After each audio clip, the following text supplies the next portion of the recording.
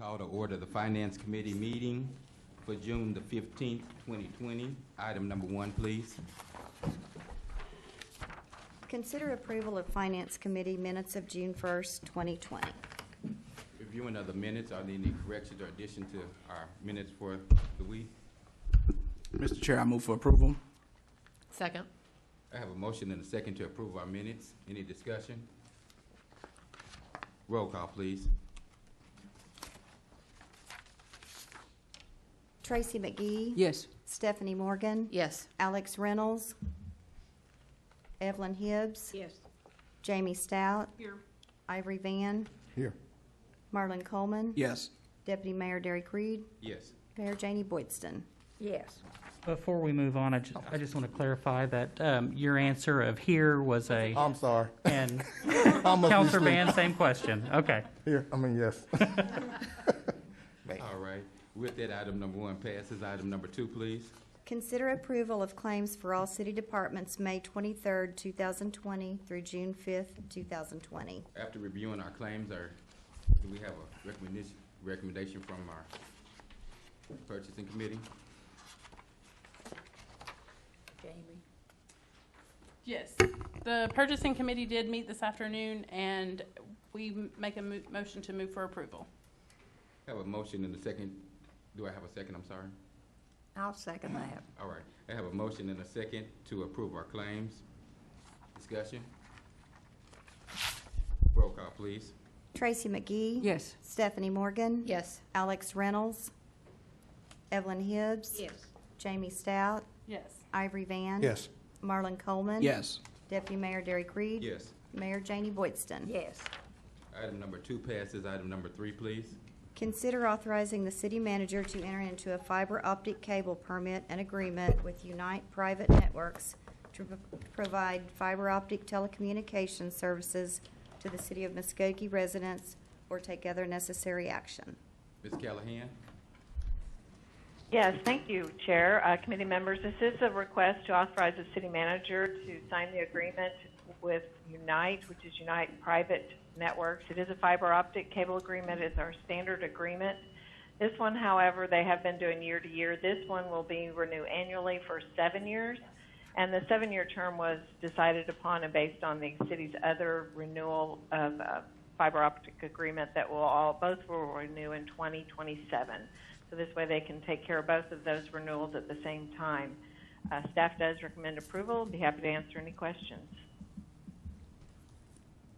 Any questions for Ms. Callahan?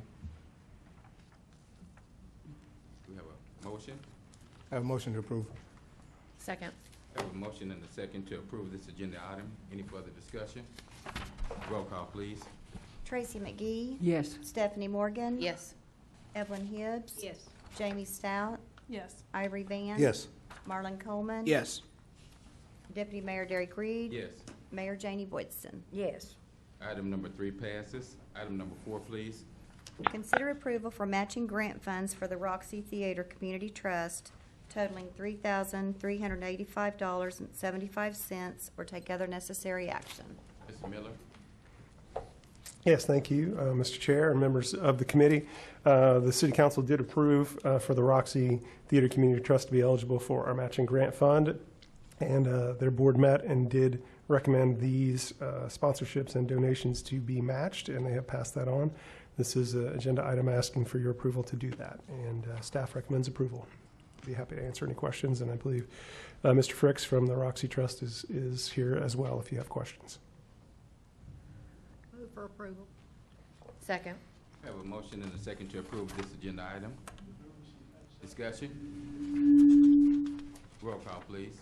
Tracy McGee. Yes. Stephanie Morgan. Yes. Evelyn Hibbs. Yes. Jamie Stout. Yes. Ivory Van. Yes. Marlon Coleman. Yes. Deputy Mayor Derek Reed. Yes. Mayor Janie Boydston. Yes. Item number 4 passes. Item number 5, please. Consider acceptance of an agreement for services between the City of Muskogee, Oklahoma, and Encore for staffing of the recycling center, or take other necessary action. All right, Mr. Stewart. Yes, this is the annual agreement with Encore, and it's for staffing at our recycling center. And there's only one major change to it, and that's increasing the service by $1 an hour, which is going to raise the budget by about $700, and I assume that's been budgeted, is what the staff told me. It also addresses the closure days for holidays, which puts it more in line the way the city operates. I'm glad to answer any questions. Move for approval. Second. I have a motion and a second to approve this agenda item. Any discussion? Roll call, please. Tracy McGee. Yes. Stephanie Morgan. Yes. Alex Reynolds. Evelyn Hibbs. Yes. Jamie Stout. Yes. Ivory Van. Yes. Marlon Coleman. Yes. Deputy Mayor Derek Reed. Yes. Mayor Janie Boydston. Yes. Item number 5 passes. Item number 6, please. Consider approval of the lowest bid to Muskogee Ready Mix for concrete materials as follows. A, 3,500 PSI concrete at $104 per cubic yard. B, 3,500 PSI high early strength concrete at $105 per cubic yard. C, 3,000 PSI concrete at $100 per cubic yard. D, Portland dry mason mix at $10 per sack. E, flow fill concrete at $75 per cubic yard. And F, city pay dray at $60, or take other necessary action. Mr. Stewart? Yes, these are all low bid items. These are products that the street department has used in the past and worked with these companies, and we recommend approval. Move for approval? Second. I have a motion and a second to approve this agenda item. Any discussion? Roll call, please. Tracy McGee. Yes. Stephanie Morgan. Yes. Evelyn Hibbs. Yes. Jamie Stout. Yes. Ivory Van. Yes. Marlon Coleman. Yes. Deputy Mayor Derek Reed. Yes. Mayor Janie Boydston. Yes. Item number 6 passes. Item number 7. Consider approval of change order number 1 to construction contract with H&G Paving for 24th Street reconstruction in the amount of $14,389.54, or take other necessary action. Mr. Stewart? Yes, this item addresses several things. One, it addresses the change to days per the contract, and these are per the contract for weather days that are allowable. And it also removes a bore that was going to be required, and that bore was for a water line, but there were some trees there, and those trees were removed during the utility part of the construction project, and so therefore that bore is no longer needed, so that was a reduction. And it also allows for testing of pressure testing on the water lines, which wasn't put in the original contract. It also includes a sewer line that needs to be connected to the main in the 500 block of 24th Street. Be glad to answer any questions, but do recommend approval.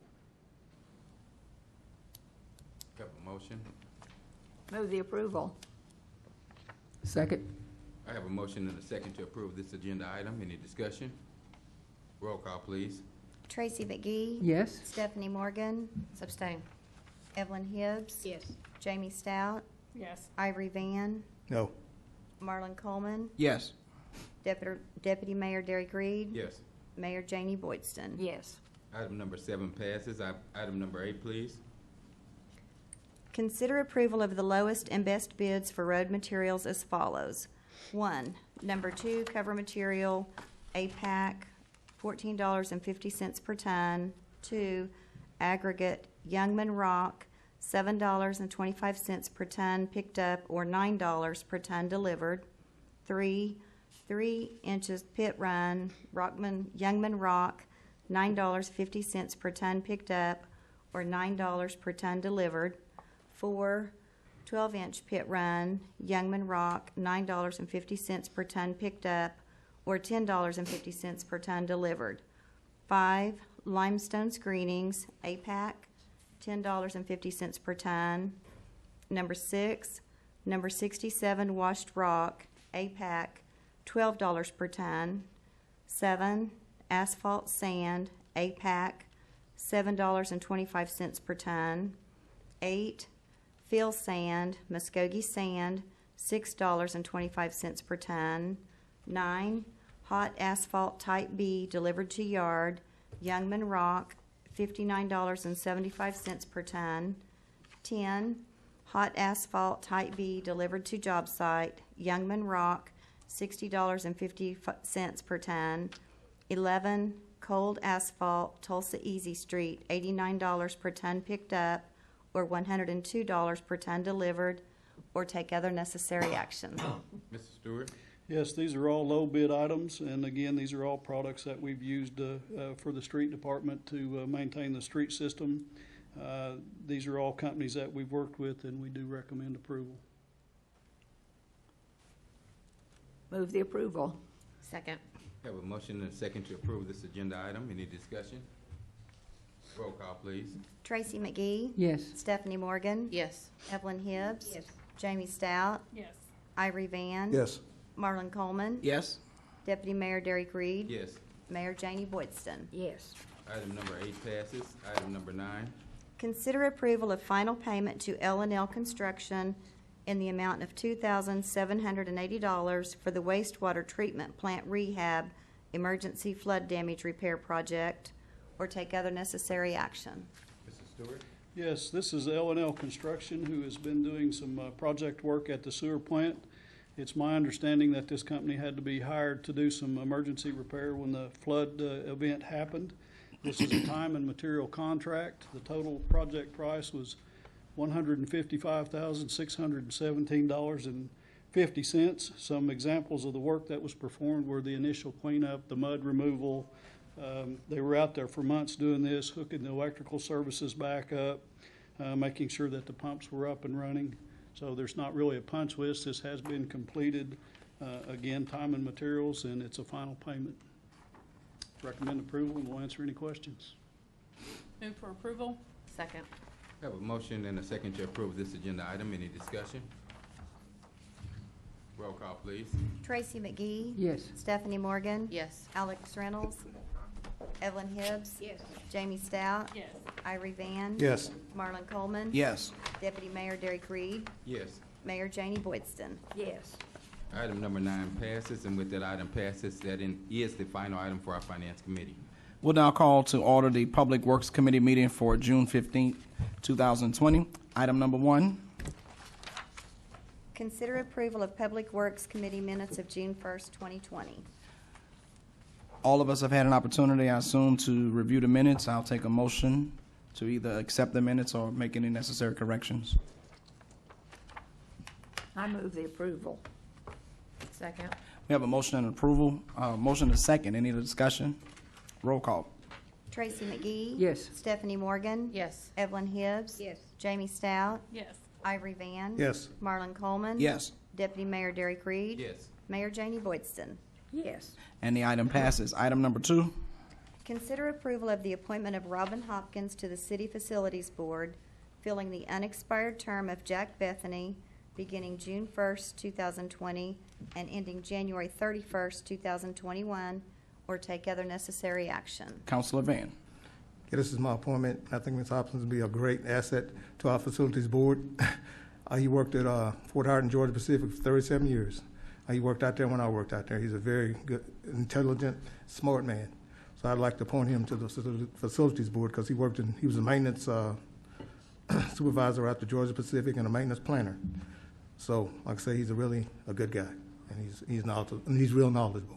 So that's why I want him on the board.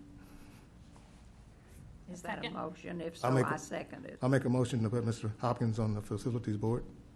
It's been properly moved in second. Do we have any further discussion? Roll call.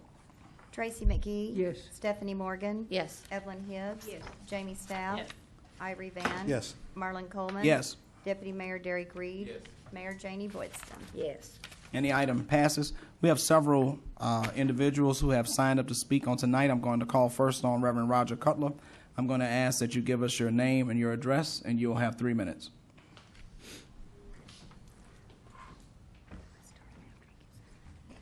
Reverend Roger Cutler, 1602 Hayes Street. Good evening to our illustrious mayor, Dr. Janie Boydston, and to the entire city council. Because my mother taught me good home training, you'll have to excuse my hat. Because of COVID-19, my barber's been closed until Friday, and I won't go out with my hair looking the way it looks. I wanted to come tonight, and I thank you for allowing me to do so. There has been in our nation an outcry because of the recent events that have occurred because of the death of George Floyd. And we here in the city of Muskogee thought it'd be best through the NAACP to put on a Muskogee Unity March. And the title of our march is Building a Bridge to Reconciliation. One of the things I talked about earlier is that our community has learned how to communicate. We've learned how to talk. We've learned how to understand each other, and that begins with empathy and understanding. And so I wanted to invite the City Council and all of Muskogee to join us on June 22nd, right here at 6:45. We'll begin lining up in front of City Hall, and we will begin marching at 7 p.m. to the pavilion at the Civic Center, where we will have various speakers that are going to talk on unity in our community. And one of our speakers will be our Chief of Police. And so I'm going to invite you to come. I know that council meets that night, and in case you guys go a little long in your sessions, please still come over at the end. We would love to have you there. I don't know what your protocols are, but I brought flyers to give each and every one of you. And thank you for hearing me. Please join us that night as we're asking all of Muskogee to come together as one Muskogee. Thank you. Thank you, Reverend Cutler. The next person we have signed up to speak is Ms. Shamika Adams. I'm going to ask that you come to the microphone, give us your name and address, and you'll have 3 minutes. I'm Shamika Adams. I reside at 2915 Estelle Avenue. Good evening. I would like to thank the mayor and the council for allowing me this time. I want to take a moment and pay respect to some of the families across the globe who have been affected by racial injustice. Last week, I sat in the audience here, quiet, because I wanted to hear the voice of my council on the very matter that I'm getting ready to speak on. Today, I come to you as a community member, as an educator, as a mother of 3 young men, as a fellow citizen of the United States, and as a citizen of our beloved Muscogee County area community. I come hurt and I come conflicted because of the racial divide that I see sometimes present in my very own community. I come to you, some agitated, to know that the same injustices that plague our larger and broader states also fester here in our very own community. I stand before the board to ask what is being done in our very own local community to address some of these racial injustices and division. What is being done to assure me that my children can live and work in the place where I've raised them and that we've called home? What is being done in regard to the Justice and Policing Act in this community? This act responds to the need for police accountability, and it improves transparency. It also helps keep communities safe. It places an investment on reform, and it ends police misconduct. I want to know what is being done. What can we do to continue to unify our community? Thank you for your time. Are there any questions? We're not allowed to address you directly at this time, Ms. Adams. However, we will make arrangements for someone to visit with you so that you can have any of your concerns asked. Okay. Yes, ma'am. Thank you. The next person we have signed up to speak is Tricia German. I'm going to ask that you come to the podium. Give us your name and address, and you'll have 3 minutes.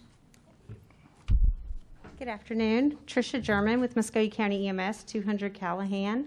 So like I told you guys last week, I plan on being here weekly to talk a little bit about EMS and what we offer our community. Last week, I told you guys about our car seat program. Again, we did get a lot of people call us up and schedule to come and get a car seat. Now, this was for low-income families that need car seats. So, there shouldn't be any child out there who is not in a car seat, especially when we offer this. Again, it's getting hot, guys. It's getting really, really hot out there. Reminder about your pets, your kids. Please don't leave them in the car, not even for a couple of minutes. If you have outdoor pets, make sure they have plenty of water throughout this summer. It's going to get really hot outside.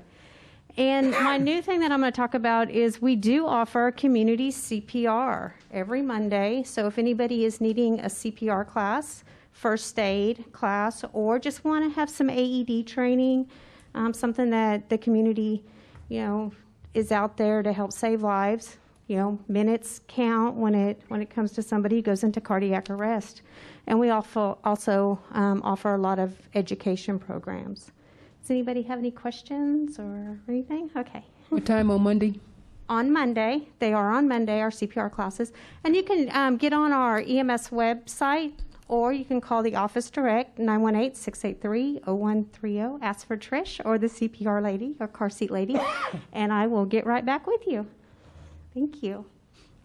Thank you. And with that, the Public Works meeting is adjourned. All right. Now we will call to order the special call city council meeting of June 15th and ask for the roll call. Mayor Janie Boydston. Here. Deputy Mayor Derek Reed. Here. Marlon Coleman. Here. Ivory Van. Here. Jamie Stout. Here. Evelyn Hibbs. Here. Alex Reynolds. Stephanie Morgan. Here. Tracy McGee. Here. We have a quorum. Item 1, please. Receive report on the COVID-19 pandemic in Muskogee, and if necessary, take appropriate action to authorize and approve a subsequent amendment to Resolution Number 2801, declaring a local emergency, or City-County Joint Resolution Number 2803. Mr. Miller. Thank you, Mayor. Members of the council, I would ask Tyler Evans to come forward, our emergency manager. He'll give us an update on, from emergency management perspective, what's going on with COVID-19 in our community. Good afternoon, Ms. Mayor, members of council. As of today, we have had a total of 79 positive cases and 8 deaths in Muscogee County, with 48 recoveries. For the city of Muscogee, there are currently 55 total cases, 6 deaths, and 32 recoveries. The long-term care facilities in the city of Muscogee, such as our nursing homes and assisted living centers, have tested nearly 800 patients in the city of Muskogee, which in turn has resulted in an increase of 29 positive cases in the community over the past week or so. I currently show 18 positive cases of COVID-19 in the community, with 9 of those currently being in long-term care facilities. At this time, I'd like to introduce Mr. Doug Walton with the Muscogee County Health Department to give us an update on his end. Mr. Walton. Thank you, Tyler, Mayor, and council members. At this time, we are seeing kind of a continued increase throughout the region. Over the last week, we've had an increase in cases in Muskogee County of 15 new cases, with 2 additional fatalities. In the other adjacent counties, Wagner has increased by 15, as has Cherokee County. No additional fatalities in either of those 2 or in any of the other 4 counties which we touch. Sequoia County, 4 additional cases. Haskell County, no additional cases. 2 in McIntosh, and 3 additional cases in Okmulgee County since Monday of last week.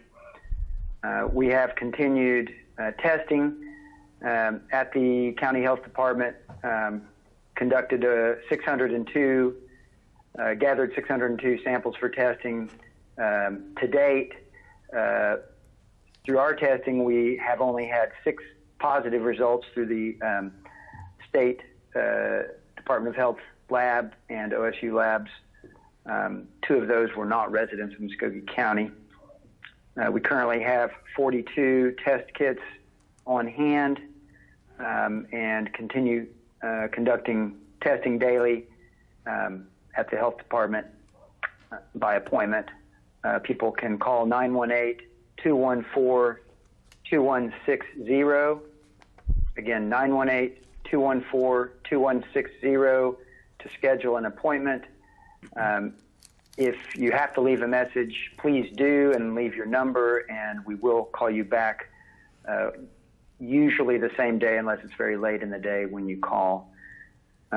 We do want to remind everyone to continue maintaining a safe distance of 6 feet or more from others when away from home, whenever possible. Wash your hands frequently, and especially before and after eating or touching your face.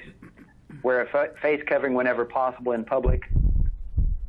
limit your time away from home if you're over age 65, have any underlying health conditions, and please stay at home if you're sick, and call 911 if you need immediate medical attention. And that's all that I have to report. Thank you, Mr. Walton. Go ahead, sir. Mr. Chairman, I'll be recognized. Yes. Oh, I'm sorry. Well, I am tired today. Ms. Mayor, I'll be recognized. Yes. Mr. Walton, did you find anything out about Saturday? Can you kind of give me an update of what we talked about Saturday with the mobile testing here in Muscogee at the Civic Center? Because I got tested myself, for my antibiotics in my blood, and see if I might have had it or didn't have it, which I won't get those results for 7 days. Have you checked with the health department yet? I know you said you had to go to the higher ups. Yes, Councilor Van, I did share that information, and maybe just a slight background. This is regarding the Genesis Renewal company that was there at the Civic Center doing the antibody testing, and Councilor Van introduced me to the I think executive vice president, who had indicated an interest, willingness to conduct antibody testing at any or all of the long-term care facilities in the county or even in the larger region. And I took his information and passed that on with our regional director, Jill Larcade. She has Muscogee County, as well as the other 7 counties that are in the immediate area in Region 7. And I did hear back from her counselor. She said that sounded very interesting and that she would pass that up the line and see what she could find out, and if there was a way to take advantage of that offer. I think that'd be a great service to our community. It's like I said, you said you'd already done a lot of testing in the nursing homes, correct? That's correct. Just the test of the active strain for current infection, and so not the antibody testing, but yes, the health department has tested every resident and staff person in the long-term care facilities, actually now throughout the entire state. That sounds great. But like I say, can you get back with us and let us know what they say? Sure. Yes, I will. As soon as I hear more information, I will relay that on to Tyler, and I can get that directly to you as well. All right. Thank you. I'll turn the floor back over to you, Ms. Mayor. Sure. Thank you. Madam Chair. Go ahead, sir. The question I have is either for either one of you on tonight. Do we have anything that suggests the state may be proposing an alternate plan, and especially in regards to the numbers across the state and our region in particular going up? Mr. Coleman, Doug, you want to address this? Well, unfortunately, I don't have any indication yet. I suspect it would be something that would likely come from the governor's office, and we do check the news page of their website, of the governor's office's website, daily for information, and haven't seen anything yet. So, Mr. Coleman, to touch on that, the latest report, the state puts out a state epidemiology report once a week at the end of that week. The latest one I read came out Friday. Even though that the number of positive cases are going up statewide, the actual number of deaths have decreased over the past 14 days. And it's a very long report. I wouldn't mind sending it on to you. It's got some really good information on it. They really got some really good data in there. But from reading the report, the number of hospital beds that we have are still plentiful. We still have plenty of beds available, plenty of ventilators. And what they alluded to, they did not see a change at this time to roll back any of the phases or to make any changes at this time. As we said, the number of tests, we've tested nearly 800 patients in the city of Muskogee, which has caused, our numbers to go up, which has in turn caused the the state of Oklahoma numbers go up also. So we are seeing more positive cases. However, as I said before, the numbers that we need to pay close attention to are the hospitalization rates and the death rates, which we're closely monitoring. But I'd be more than happy to forward the epidemiology report on to you guys, because like I say, that's coming straight from the state and what they're basing their judgments on as far as phases in the reopening. Thank you. Yes, sir. At this time, I'd like to introduce Tricia German with Muskogee County EMS to give an update as far as COVID-19 and EMS.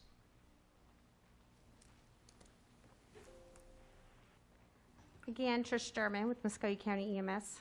Our numbers are still going up. I don't have the exact numbers if we are transporting positive versus negative patients, but our transfers are going up, our call volume's going up. Be aware that we're still taking precautions like we always have, disinfecting our trucks, using clean equipment, and we're still fogging all of our trucks as needed, and our stations are being fogged once a week throughout the week on what station it is and stuff. And I know we've fogged a couple businesses out and about that are needing it.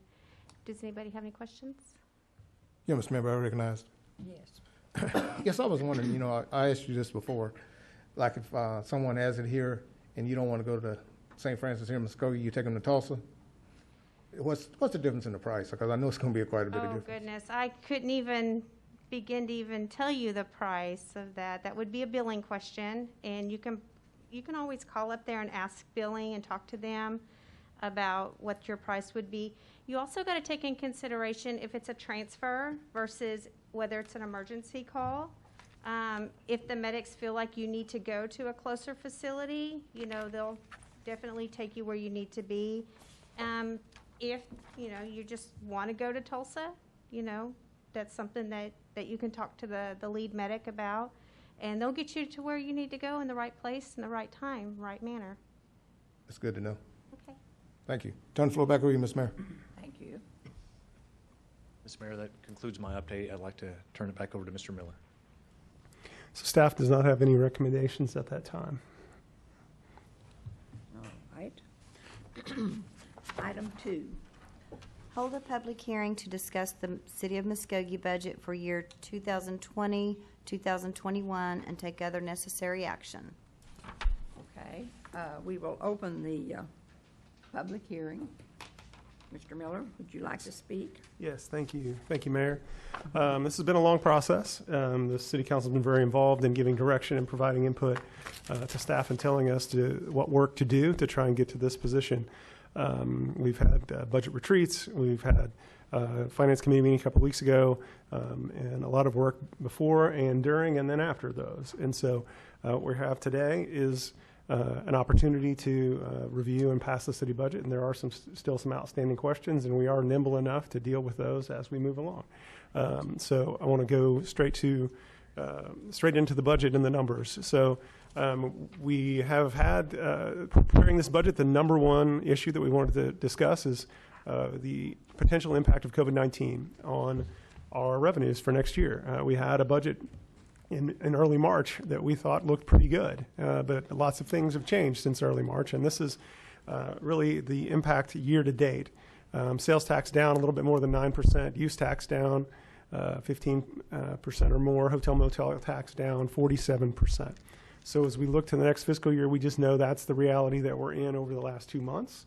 And we know any budget that we adopt now, if these things change, if the world changes quickly, we can amend our budget.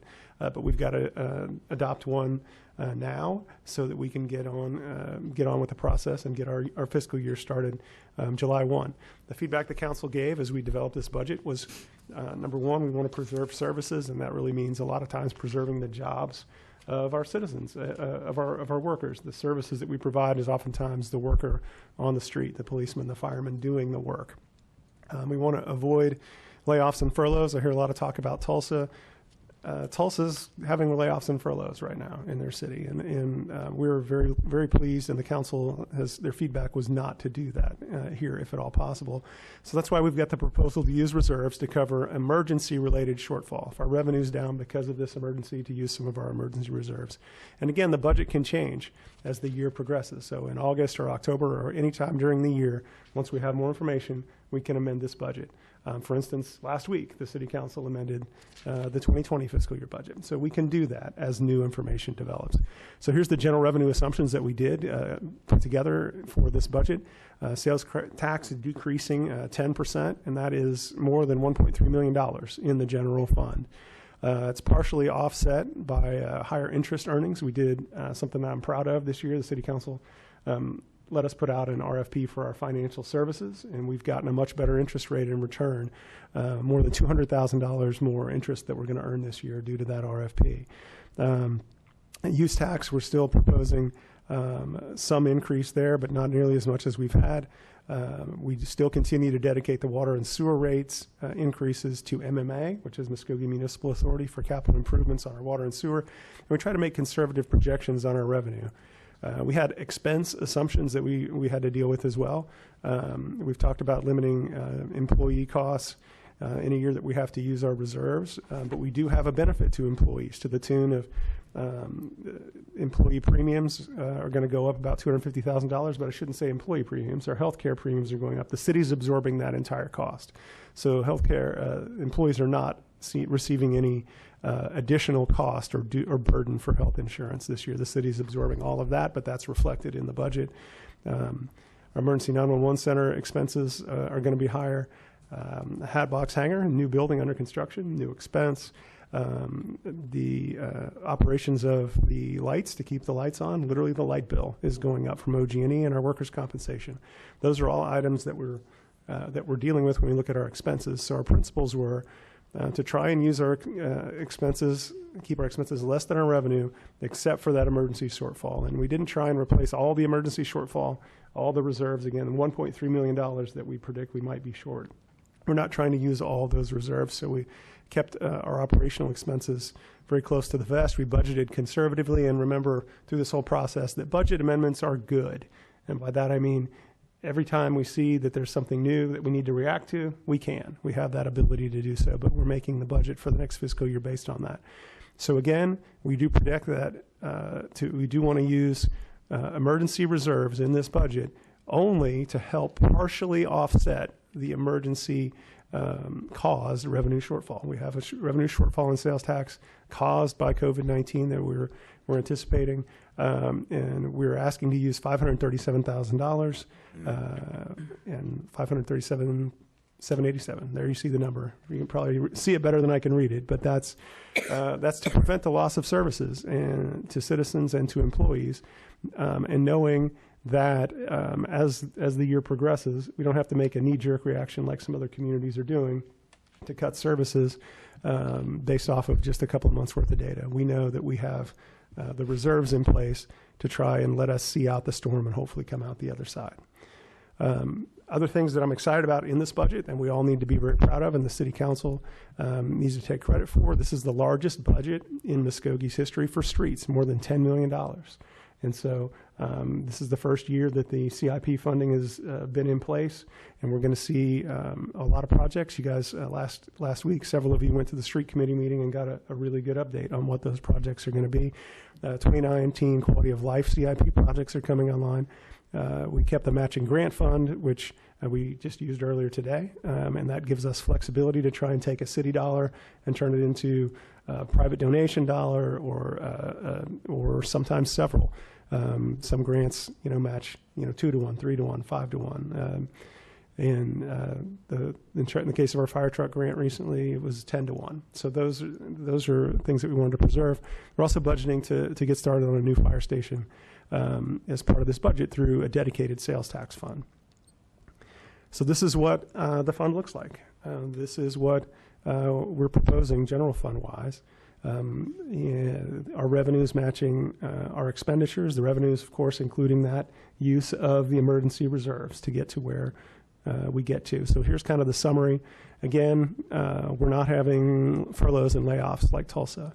We're not having, we've got very limited operational cuts. We've got conservative expense management. We're using that roughly $537,000 of reserve, pardon me. And keep in mind, that's less than 10% of our reserve. So we're not spending all of our rainy day fund. We're spending just a part. So we still have money set aside for a rainy day. It helps us preserve our services for the citizens. And again, it allows us to hold steady and see what the future holds. We don't have to make a decision now that's going to affect us long term. We can stay relatively even, keep our services to our citizens, and move forward. So that's our general fund. We have a few highlights that we want to go through some of our other budgets. And again, we've covered a lot of this in some of our earlier budget hearings.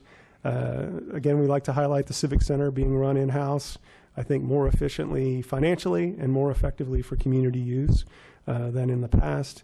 Love Hatbox Sports, same thing, saving us more than $200,000 a year over when it was managed privately. We have dedicated sales tax funds. The citizens voted on these funds. And a couple of them we want to highlight is police vehicles. You're seeing some new ones even on the street in the last couple of weeks. We want to give our firemen and policemen the best equipment that they can have to do their job well. And so this is how we're able to do that through a dedicated sales tax. Economic development, which comes in as our use tax. The council has dedicated $1.2 million of that to go directly into an economic development fund. And you see these are the large areas that we propose for the use. The debt service there is for some of our previous projects that are still ongoing. So we've talked a little bit about this. The port has had a reduction in their budget to help us in this time. Main Street Muskogee is asking for no money this year. They do anticipate some changes in the future that they may ask for additional funding.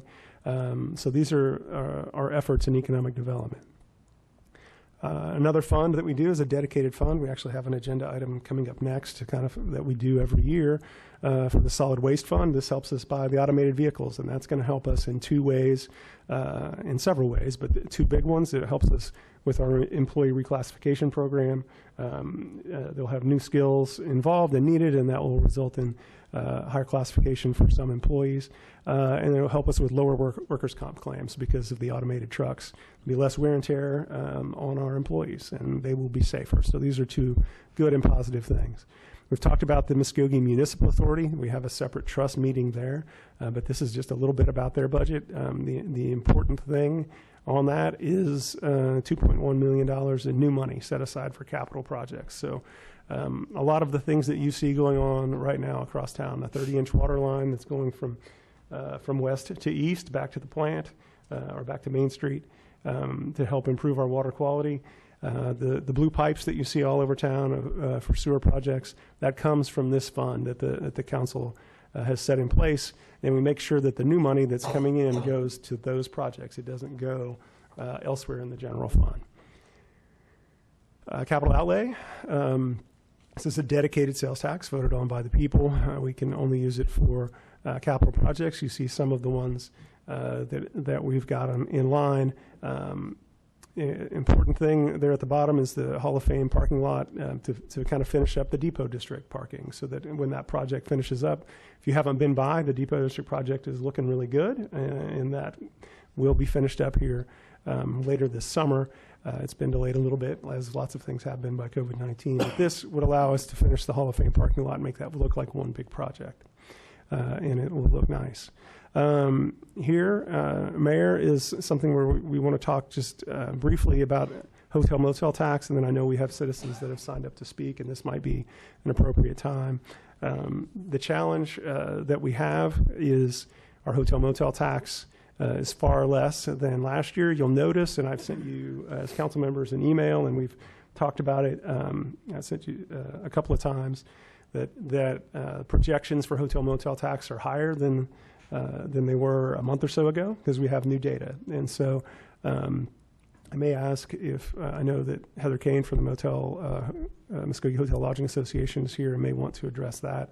And I know we have, I believe, Mr. Fricks also to address this issue. The Muskogee Redevelopment Authority Tourism Board, the council asked that board to meet last week and discuss and make some recommendations. So I want to allow they are both members of that board and let them speak now regarding what happened at that meeting and further proposals. Okay. First, we'll hear from Heather Kane.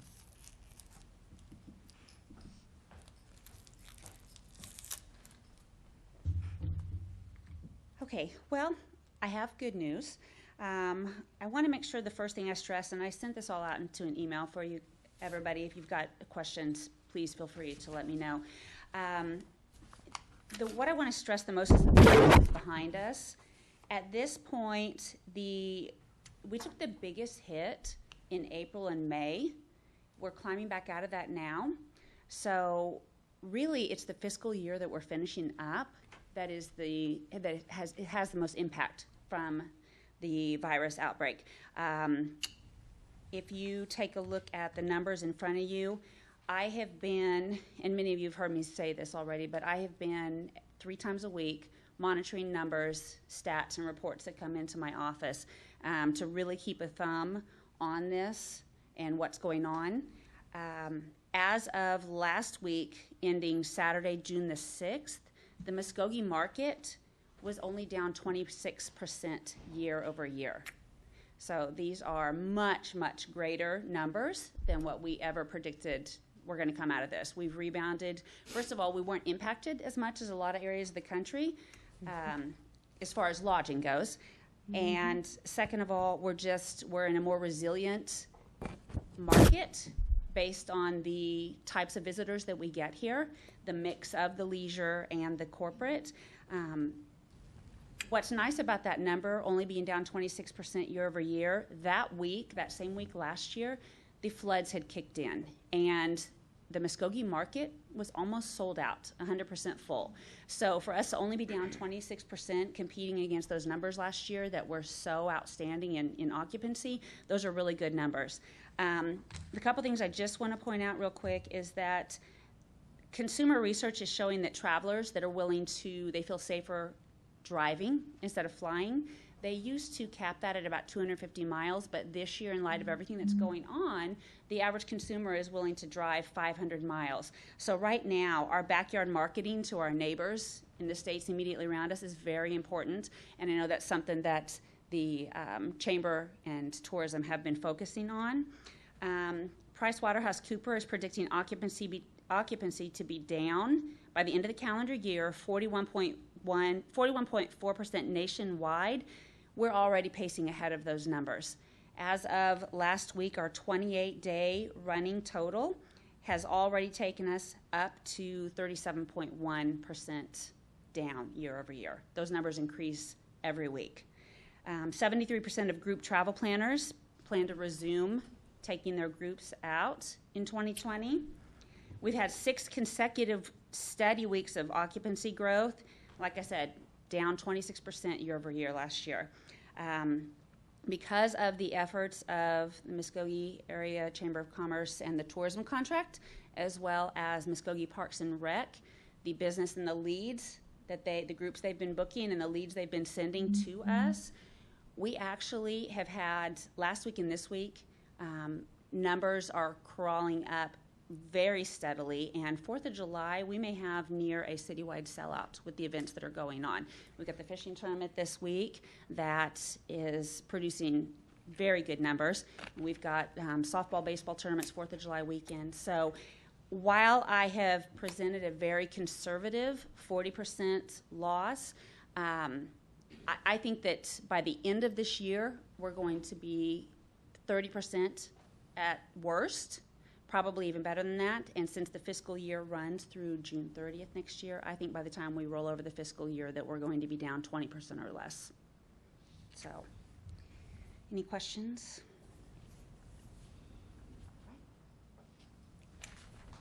Thank you, and then we will hear from Mr. Fricks.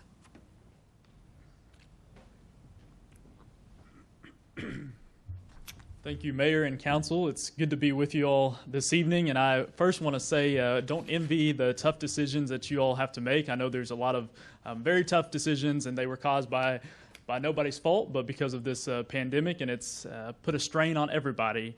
But here tonight, wanted to speak to you as on behalf of the Roxy and some of our other tourism attractions here.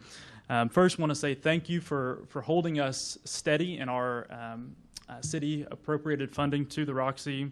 But as we discuss those modifications that are being made to the budget, just want you to consider a few things. April for the Roxy is our largest revenue month of the year. And obviously, we were closed down the entire month of April. We were closed down about 3.5 months altogether. And so I know that this is a strain that not only the Roxy is feeling, but the Music Hall of Fame and our other tourist attractions are feeling as well. And as a municipal trust, we don't qualify for those federal assistance that other businesses and nonprofits would qualify for. And so that's been an additional barrier.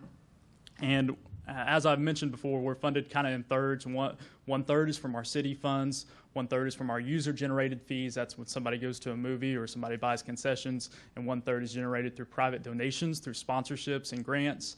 And those two buckets are significantly down because there's less charitable giving right now, and being closed where we don't have that revenue coming in. And so it has definitely been a struggle for the Roxy there. And so as we look, I just stand before you today to ask for your consideration that as you do look at making different modifications to the budget tonight before final approval, that those attractions that have had those loss in revenue, that be taken into consideration, particularly because we do not qualify for those SBA funds and other things that a regular small business or nonprofit would. So thank you. And again, I appreciate your leadership and service. I know that the decisions you make are not easy decisions, and we know you have the best interest of our city at heart. So thank you very much. Thank you very much. We will now close the public hearing. I still, forgive me. I'll defer to Mr. Tucker. I still have more to discuss, but the public hearing maybe. Shall I open it back up? Generally, we don't close the public hearing until council begins to discuss. So if you're still presenting, Well, I didn't it'd be appropriate to do it in realize an that. open I'm sorry. session. Go right ahead. Or open meeting, or Thank- open, what am I trying to say? Open Open it back up. Open it back up. Thank you. All right. Well, I knew that the public comments were about this particular part of my presentation, and it's a good time to pause and make sure that we're considering all of that together, right, at the appropriate time. And so this slide was really about where we were and how we're trying to cram a whole lot of tourism activities into a much reduced budget.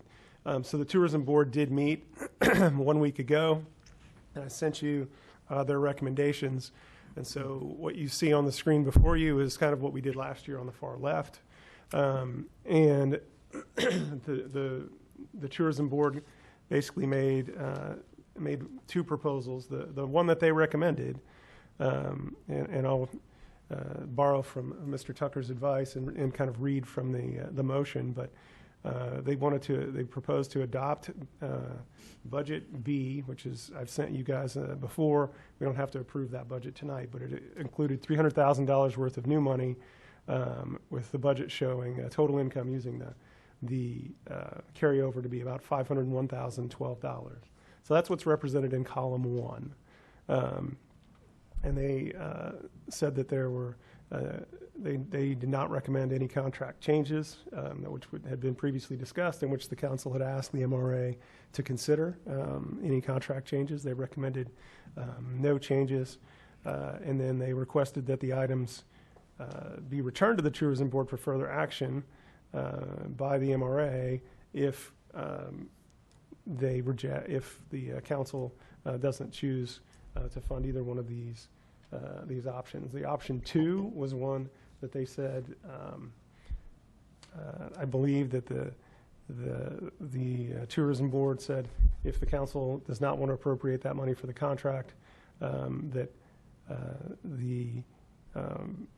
and left it at $150,000, and the chamber would have to decide if that was acceptable to them or not. And I know that Angela and Justin are here and may be available to answer your questions.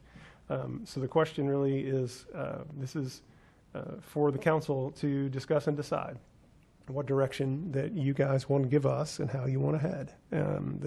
The tourism board came back with these proposals as an answer to your questions, but you guys are the decision-making body. So I'll leave it open to your discussion. We do. Pardon me, before I stop, you will see that we have adopted the recommendations of the higher revenue figure that Ms. Kane gave us the examples of. And so that's what is reflective, and that gives us approximately $180,000 that we had not previously discussed appropriating. And the recommendations that we've gotten from the tourism board are what you see in front of you. And I'm sure there's representatives of the tourism board here, representatives from the chamber, and I'll be happy for you guys to discuss these proposals. So now do we close the public hearing? It would be appropriate to close the public hearing now, Mayor. Okay, now we've closed the public hearing, and we will ask for discussion by the council. So the recommendation of the tourism board is B1 or B2? Number 1. B1.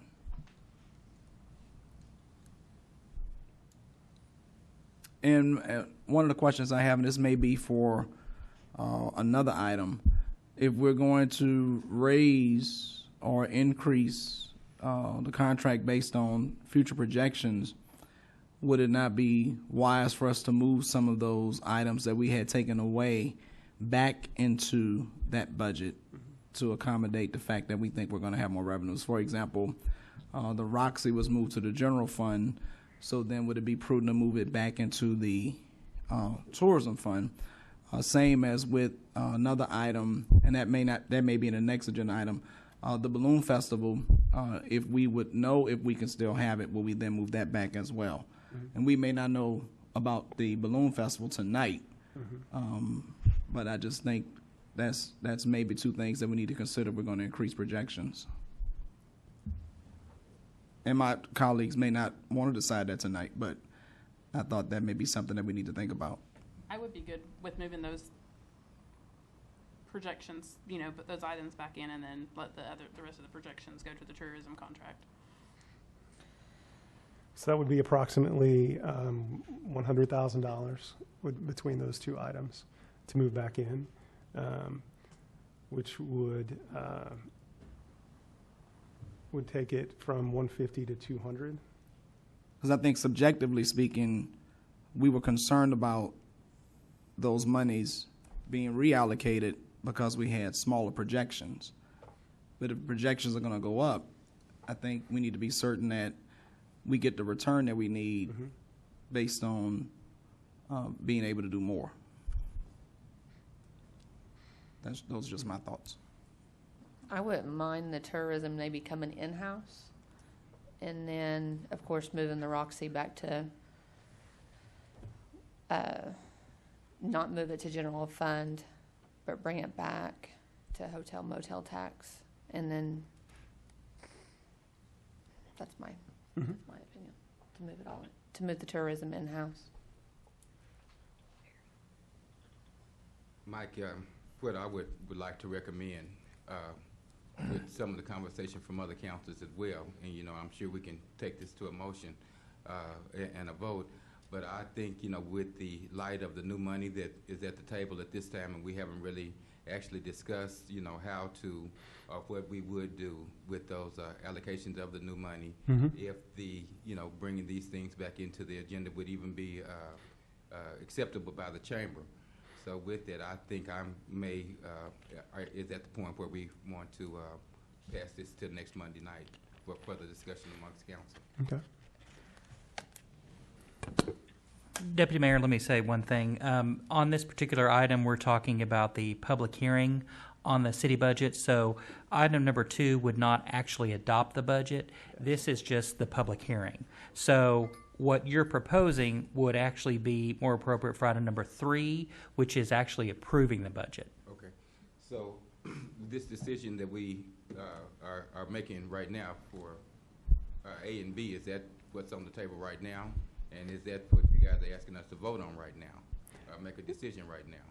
It's simply part of the discussion as part of the public hearing. On the next item is when you'll be asked to vote on stuff. So this is just the discussion portion pursuant to the requirement that there be a public hearing. Right. But the action items will be on item number 3. Yes. So what we would seek now, if the council so chooses, or like you said, if they want to wait a week, that's fine. But what we're looking for is direction for what to include in the next line item. There are, as we've talked about, $180,000 that we've not appropriated, and you ask the tourism board for the recommendations, and that's what's before you. You can take the recommendation, you can do something else. You can that's what your deliberative body is for. And so Mr. Tucker's right.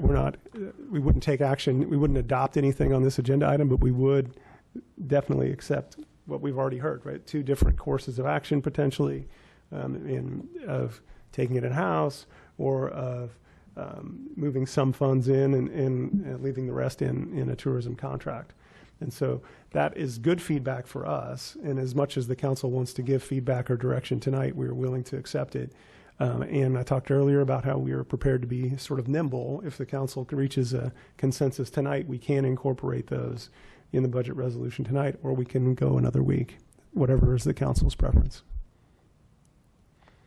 So Councilor Reed and Mr. Tucker, I guess what I think I'm hearing on this is that we may just come back and have a recommendation to move forward as one total package versus taking one piece of it tonight and one piece of it next week. I'm just really not ready to vote. I agree. You know, and that's just my personal opinion. You know, I take the lead of others, but I'm just really undecided at this point. That's just me personally. I'm in agreement with you. I think I'm ready to wait. Okay. Well, this item wouldn't necessitate any action other than direction, and so with that, I think the mayor can end this item, and then we can move to item number 3. At which point you could table that until next Monday night, if that's what you're wanting to do. Because out of fairness, I want my colleagues to feel like they're all comfortable with that decision, and if that takes another week, then I'm fine with that too. So before we do move on, I would like any other council member that has advice or direction for me or staff or ideas that they want to share amongst each other as we prepare for next week. This would be an appropriate time, but otherwise, we're here to listen at this point. So if there's other ideas related to the tourism budget and direction that you want to provide me, this would be an outstanding opportunity for me to hear it. Councilman McGee, I'm in favor of some of the money that you've taken from others like Headbox Enterprise. You know, if we're going to have money available, I think it should be distributed equally, and that's how I feel about it. Give it back since you took it.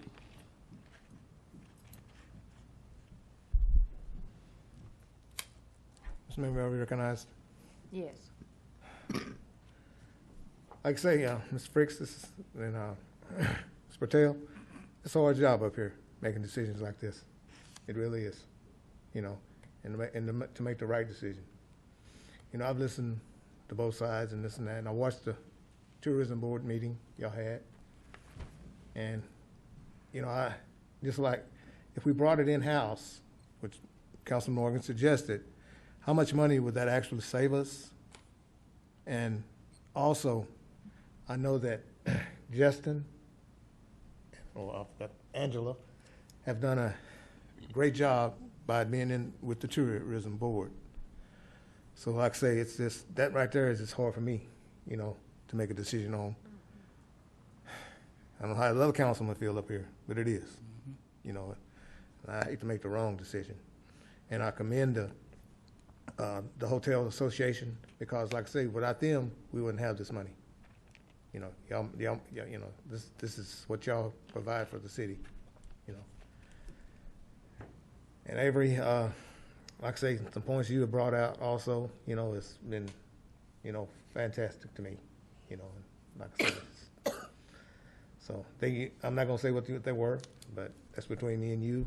And when I talked to Mr. Patel, that's between me and him.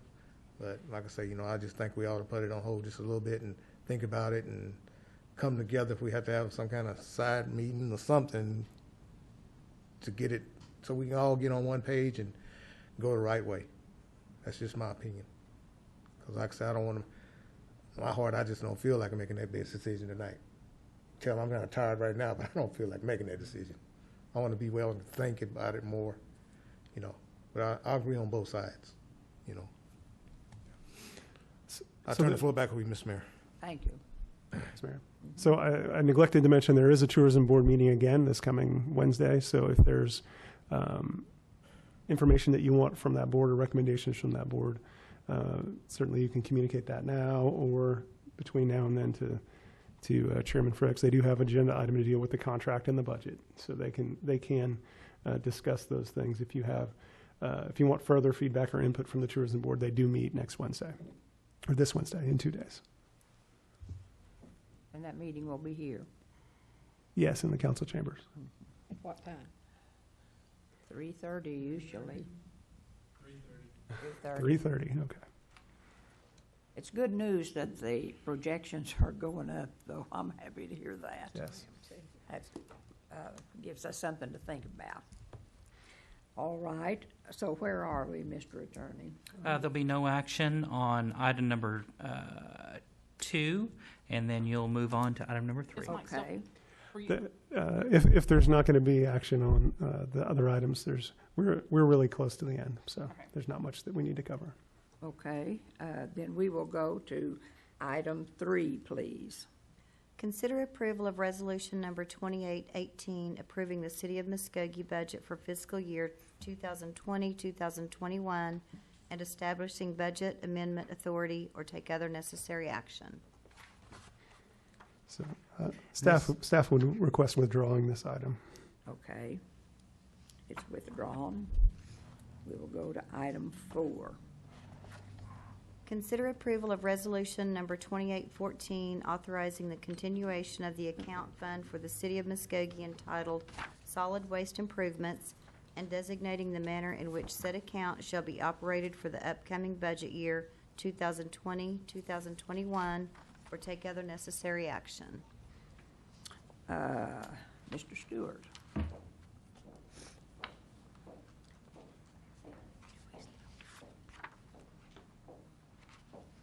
So this item is a resolution that sets aside $2.50 from your utility bill to fund the solid waste improvement account. As Mr. Miller gave you a review in his budget review, it does purchase the new trash trucks. It also purchased the poly carts and containers, and that's the fund's use. Glad to answer any questions, and I would assume we're moving it till Monday too. No, I think it would be appropriate to consider now, unless the council has any questions. This is something we do every year, and since we're here, we can go ahead and take care of it, or we can wait. But it doesn't have an impact really on any of the other things that have been controversial in the budget. I'll move for approval. All right, we have a move for approval. Is there a second? Second. Any discussion? Roll call. Tracy McGee. Yes. Stephanie Morgan. Yes. Evelyn Hibbs. Yes. Jamie Stout. Yes. Ivory Van. Yes. Marlon Coleman. Yes. Deputy Mayor Derek Reed. Yes. Mayor Janie Boydston. Yes, and the motion carries, and that concludes the special call city council meeting. And next, we will go into the special call meeting of the Muskogee Redevelopment Authority of June 15th. Roll call, please. Mayor Janie Boydston. Here. Vice Mayor Derek Reed. Here. Marlon Coleman. Here. Ivory Van. Here. Jamie Stout. Here. Evelyn Hibbs. Here. Stephanie Morgan. Here. Tracy McGee. Here. All right, and item 1, please. Consider approval of special call Muskogee Redevelopment Authority minutes of February 24th, 2020, and March 9th, 2020. All right, Move for approval. Second. all right, there's been a motion and a second. Roll call. Tracy McGee. Yes. Stephanie Morgan. Yes. Evelyn Hibbs. Yes. Jamie Stout. Yes. Ivory Van. Yes. Marlon Coleman. Yes. Deputy Mayor Derek Reed. Mayor Janie Boydston. Yes, and the motion carries. Item 2. Consider approval of resolution number 2817, adopting the Muskogee Redevelopment Authority budget for fiscal year 2020-2021, and establishing budget amendment authority or take other necessary action. Mr. Miller. Yeah, staff recommends withdrawing this item. All right. Withdraw this item. and adjourn the meeting of the Muskogee Redevelopment Authority and open the special call meeting of the Muskogee Municipal Authority of June 15, 2020. Roll call. Mayor Janie Boydston. Here. Deputy Mayor Derek Reed. Here. Marlon Coleman. Here. Ivory Van. Here. Jamie Stout. Here. Evelyn Hibbs. Here. Alex Reynolds. Stephanie Morgan. Here. Tracy McGee. Here. Item 1, please. Consider approval of resolution number 2815, adopting the Muskogee Municipal Authority budget for fiscal year 2020, 2021, and establishing budget amendment authority or take other necessary action. Mr. Miller. Given the actions from the city council meeting earlier, staff proposes withdrawing this agenda item for now. Okay, then we will adjourn the meeting of the Muskogee Municipal Authority and call to order the meeting of the Muskogee Parking Authority of June 15, 2020. Roll call, please. Mayor Janie Boydston. Here. Deputy Mayor Derek Reed. Here. Marlon Coleman. Here. Ivory Van. Here. Jamie Stout. Here. Evelyn Hibbs. Here. Stephanie Morgan. Here. Tracy McGee. Here. Item 1. Consider approval of special call parking authority minutes of May 13, 2019. Move for approval. Second. Roll call. Tracy McGee. Here. Stephanie Morgan. Yes. Evelyn Hibbs. Yes. Jamie Stout. Yes. Ivory Van. Yes. Marlon Coleman. Yes. Deputy Mayor Derek Reed. Yes. Mayor Janie Boydston. Yes, and the motion carries. Item 2. Consider and take possible action to waive fees associated with parking in city lots during the course of the declared emergency related to the COVID-19 pandemic, including applying retroactive credit where applicable, or take other necessary action. Councilor Van. Yes, Council, I'd like to waive the fees. I mean, where okay, since we had this virus, the people at the VA, they're in the parking lot out here in the back, they're not been able to park there because, like I said, they're closed. And I don't think they should have to pay these fees here, and they're not there. They're at home working. Across town, at the other VA facilities, they don't have to pay, but they got one parking lot over there, and I don't know how many people parks over there in that parking lot. It's a big parking lot, but I'm not for sure how many people. I know we talked about it at one time, and it don't seem like a lot of people was parking over there. And that's not the case. The other people, they park free. So I think the fees, somehow, we ought to give these the VA employees a break. Because like I say, if they're not using it, they shouldn't have to pay for it. Because we're in this epidemic here, and I believe that would give those employees a big break, even though they're still working and they still have their jobs. But still, I think the city, as a city, we can't afford to give them a break. And I think the VA, that's one of our largest employees here in Muskogee, and we ought to be grateful that they're here, and we shouldn't try to take money from them in this pandemic, and they're at home. That's my main concern. So to my understanding, that they haven't got a return date to the office yet? No, ma'am. And so what are you proposing, like what month, like how many months are you proposing that we waive? I'm proposing all the way starting where, evidently they start in April, according to this sheet here. And then it said all the way April, May, and June, but they still haven't went back to work yet. So I'm proposing that when they start back to work, that's when the bill begins again. Well, they're still working at home, aren't they? They're still working at home, but they're not putting their vehicles over in our parking lot. Aren't some of them coming into the office still slowly? Some of them are there working in the office. They have a handful. Very few, just a very few. But they do still have access to it. Yeah, they still have access to it, but I'm just saying they don't come. They're all working mostly from home. The biggest majority of the veterans, I mean, the people that work for the VA. If you come drive by here, drive in our parking lots, and look and see how many cars, like tomorrow, for example, see how many cars are parked over here. Go back here in the back and see how many cars are parked back there. There's not none hardly parked over there. How much is none. it? Oh, excuse me. I'm sorry. How much is it per parking for the parking? So A month. different lots have different charges. Marcy Gillum oversees that that program. I think it's about $20 a month for most of the spots. Is that correct? A Ranges from 10 to 20 a month. Yes. And do they have an option of canceling it if they want it? At any time, and then they can restart one if they choose to. Would you mind to speak to the microphone, step to the microphone, just so the folks at home can hear? So the prices vary from lot. The lowest lot is $10. We've got a $12.50, $15, and $20. They can cancel at any time. The availability of spaces is limited. There is a waiting list. So there are people that have signed up to get these parking spaces. So. And they probably want to keep those. I haven't received any calls of people wanting to cancel or request not to be charged. I haven't received any calls or requests of that nature. Yeah. Marcy, what kind of revenue does those parking places bring into the city, and also what are the funds used for once we receive them?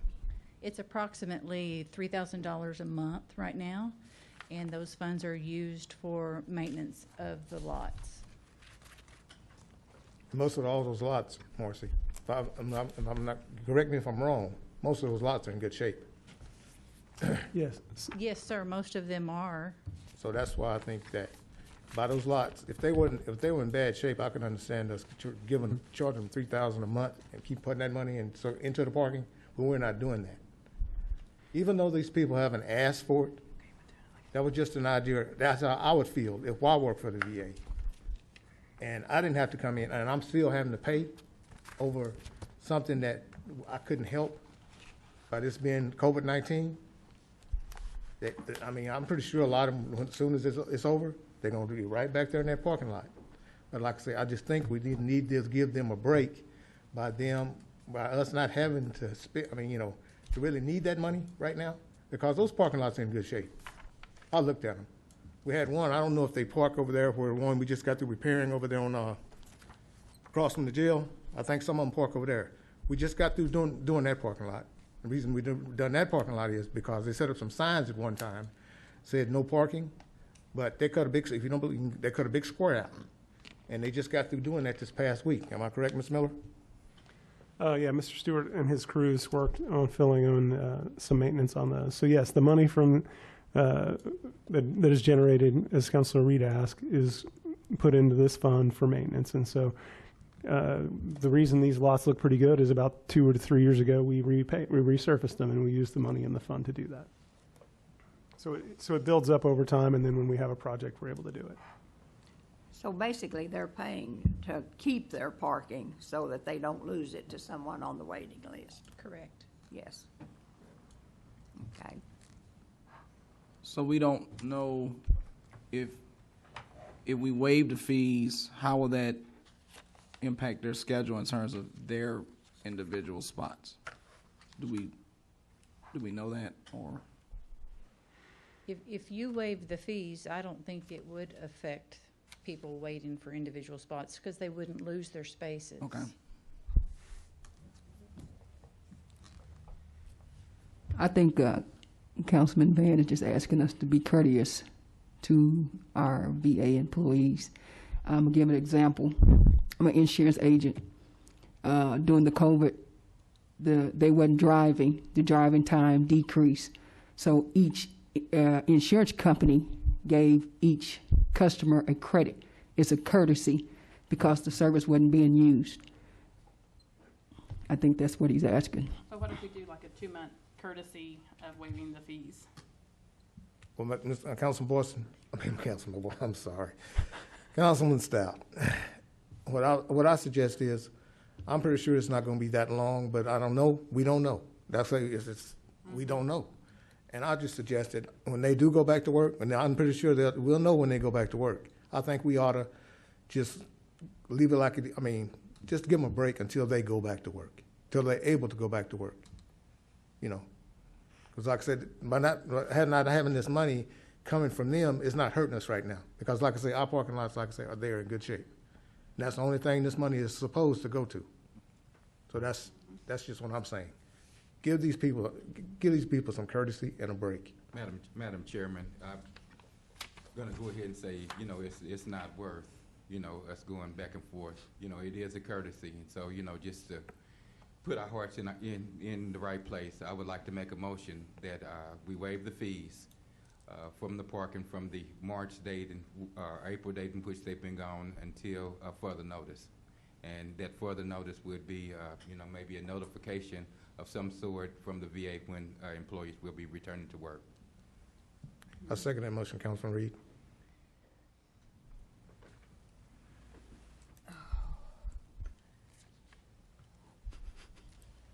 I think that If I may, I'd like to make a comment.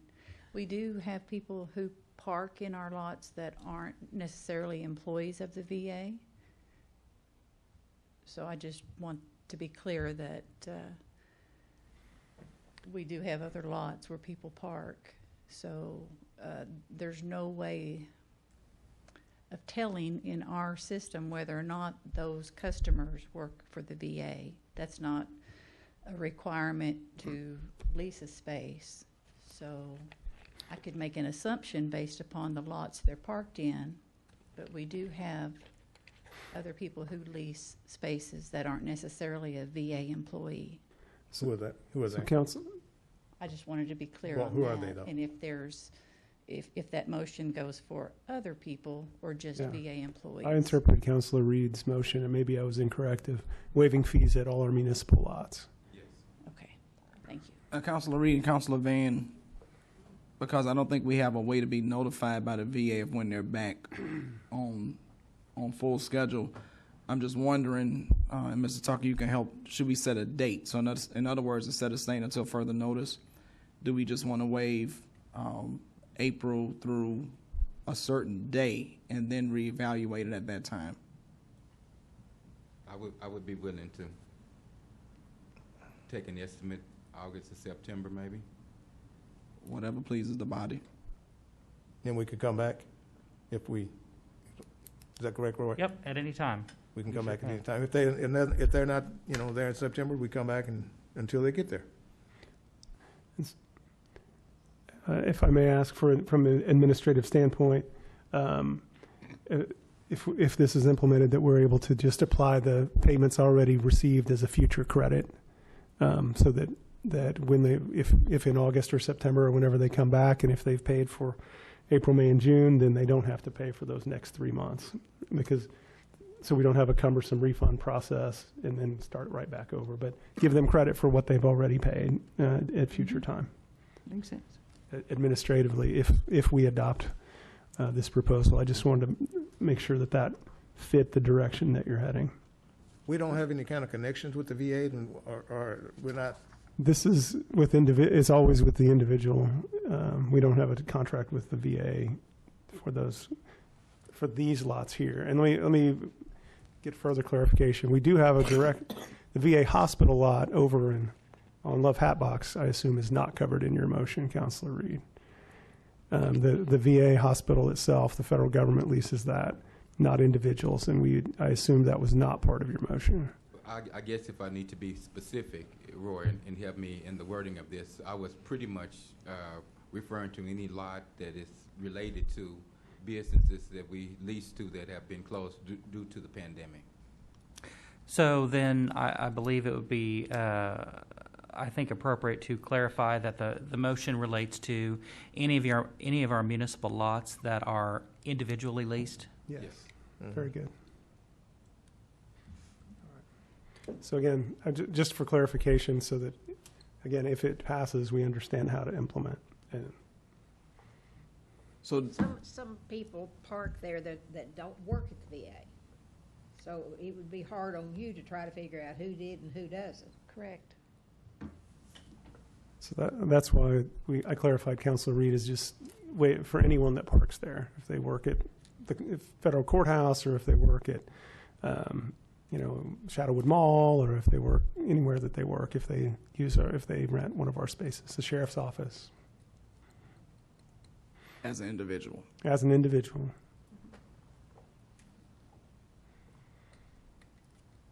Is there a way we can get the word to them? I mean, I don't know if everybody watched Channel 14, or I'm pretty sure we're on Facebook. I know we're on Facebook. I'm probably getting talked about right now, but we're on Facebook. But we do have a way to communicate with our customers, yes. okay. I still second Councilman Reed's motion. So is it amended, or I just want to be sure we're clear on what we're voting on in terms of the dates? I'm not sure about the dates either. So the motion that Councilor Reed made, which was seconded, did not have an expiration on it.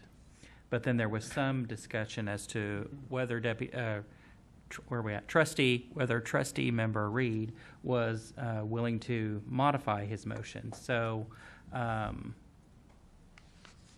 I would propose that you both withdraw and we just start again if you're willing to do that. If not, then we'll need to take a vote on the waiver of the fee for an unspecified period of time. So, because that was the motion that was on the floor. I mean, I just think it needs to be a specified period versus. I withdraw to shape it to be, that will include that specific time frame. I'll draw my second then. Okay. But let me ask you this. I can't understand why come we just can't say until further notice period until these employees go back to work.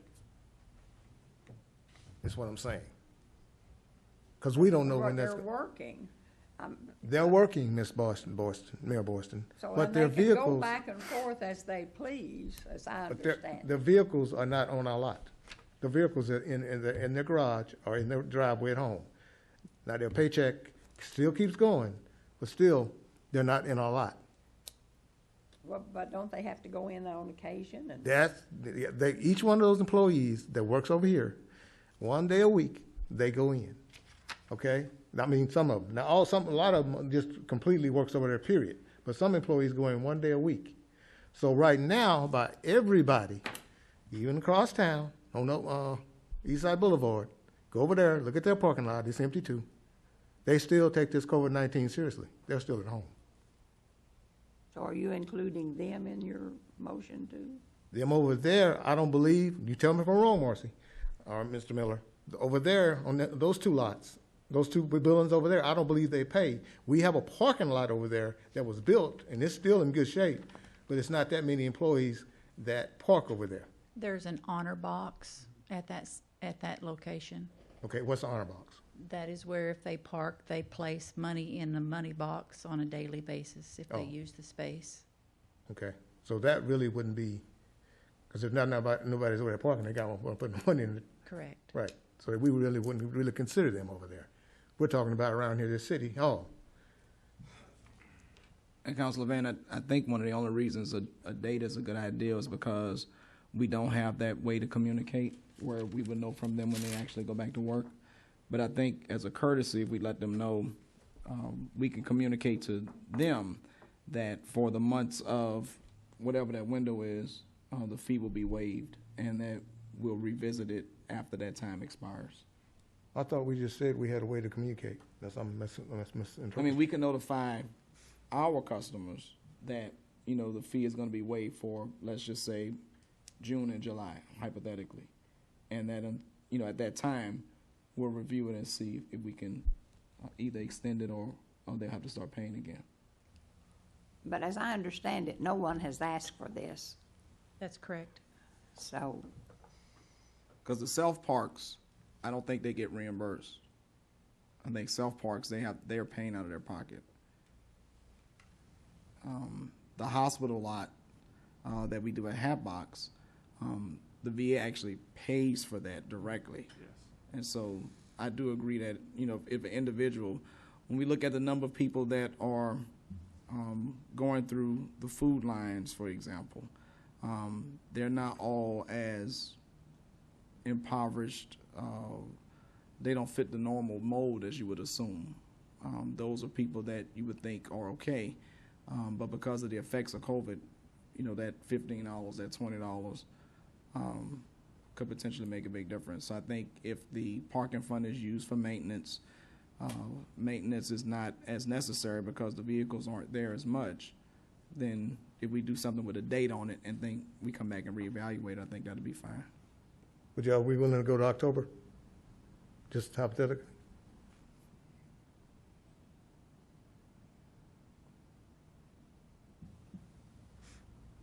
I mean, I would say 2 months at a time, but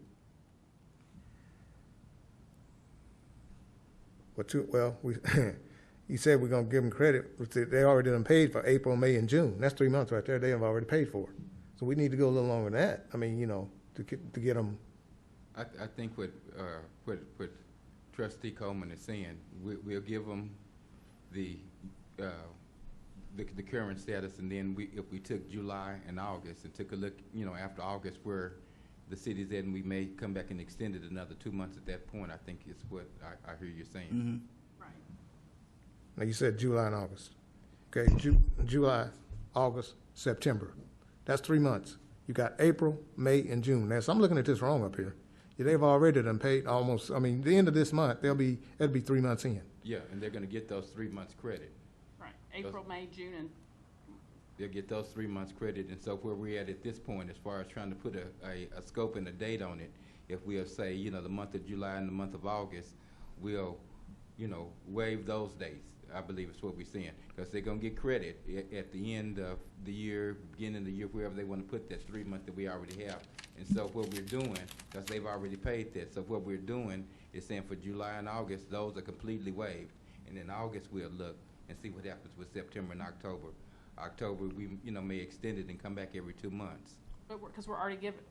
Correct me if I'm wrong, Terry, but we're already saying we're going to credit April, May, and June. Right. Yes. That's 3 months. Correct. Right. And That's so really, correct. they're going to have April, May, June, and July as free parking, and then we'll reevaluate for August 1st. No. Or Uh-uh. did I misunder? We can make it. We can. If you get you got April, you said we're not going, like Ms. Miller was saying, we're not going to go back and give them anything.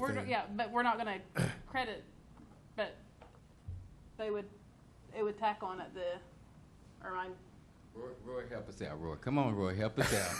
I'm trying to follow along. I think what Jamie is getting to, pardon me, is how much is 3 months of free parking if we decide right now, and then if we do 2 more months, that'd be 5 months, right? So the question really, I think you're asking, is how many free months are we wanting to give, right? And so 3 months would be retroactive if we did that, and then we would have prospective. We would have months going into the future, and how many of those? That really, I think, to me, is the fundamental question, is number one, if you do this, how many months of no fees do you want to have? If we go retroactive, that's 3 months. If we go prospective, how many prospective months? retroactive to 3 months is fine. It's simpler. So the 3 months would start in August? Because we coming up on the middle of June. We're in the middle of June right now.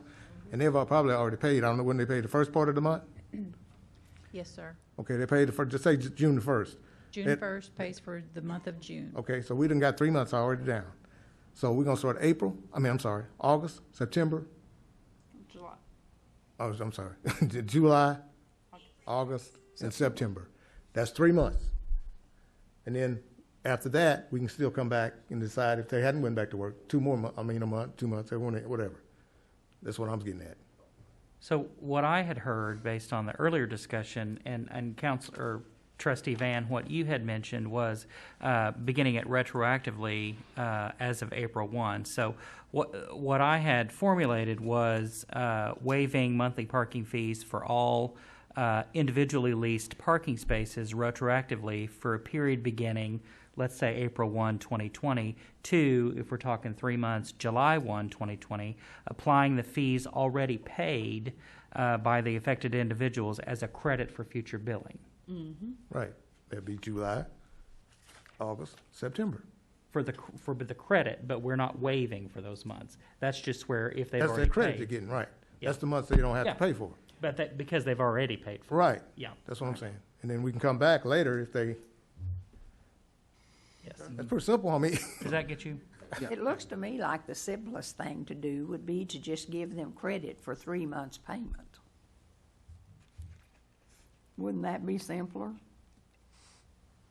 I would be happy to do however you direct the manager and however he directs me. I mean, Well, based upon because what we're looking at is billing cycles. and they probably don't all pay at the same time, do they? So statements go out. I prepare statements normally 2 or 3 days before the end of the month. And those statements are mailed out to people who aren't on auto draft. The majority of our people parking are on auto draft, so it's automatic. That draft comes out of their bank and it goes into ours on the 1st of every month. And they pay for the entire month, so they pay in advance. So I think Mr. Tucker just gave the correct verbiage for a motion that the mayor just asked about. I agree. Move for approval. Second. What is the motion? Can you go over that? Yeah. Absolutely. I'll be Let's happy to just go over restate this. it. Yeah. So the motion would be to waive monthly parking fees for all individually leased parking spaces retroactively for a period beginning April 1st, 2020 to July 1, 2020, applying fees already paid by affected individuals as a credit for future billing. And this kicks July, August, and September. Correct? If they have paid for April, May, and June, then June. yes. Yeah. And Marcy, I think you said it. Most people are on direct deposit. I don't know that we have anyone in arrears, so. no, we do not. Okay. Everyone is current. So then that is a correct statement, Trustee Van. Just trying to make sure that every I's dotted and every T's crossed, Roy. You know me. Oh, okay. So let me ask one more time. This is not just VA employees. No. No. It's anybody. Individually, anyone who individually leases a space is my understanding. Yes. Whether they use it or not.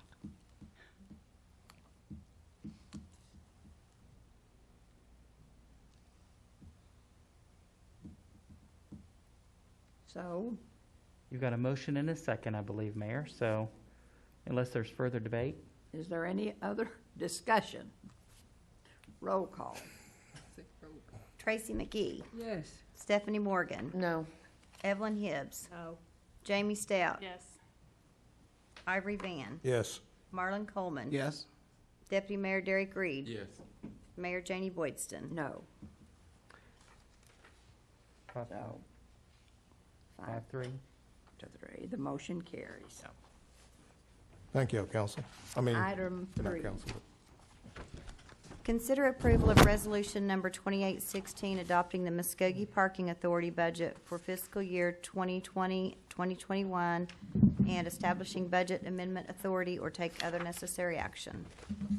Mr. Miller. Yes, based off of the action taken earlier in the special call council meeting, staff recommends withdrawing this item. All right, thank you very much, and that concludes our agenda, so we are adjourned. Good evening.